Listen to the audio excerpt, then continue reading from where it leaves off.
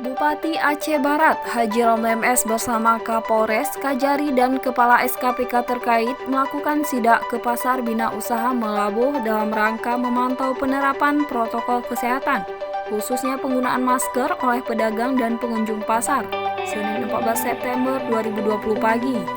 Dalam kesempatan tersebut, Bupati Haji Romli MS tampak mengingatkan dan menegur pedagang dan masyarakat yang tidak menggunakan masker dan tidak menerapkan protokol kesehatan. Bupati Haji Romli MS mengatakan sidak tersebut adalah langkah awal yang persuasif.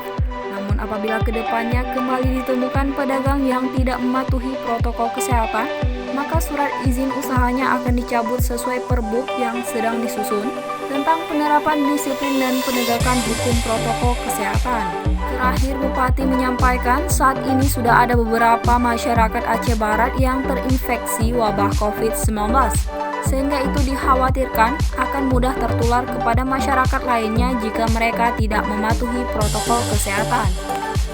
Agar mereka itu mematuhi aturan-aturan protokol kesehatan. Yang selanjutnya, kalau nanti sudah keluar tubuh mereka sudah tegur sekali dua kali, nah ini kita akan menghentikan usaha mereka sampai kepada pencabutan surat izin usaha.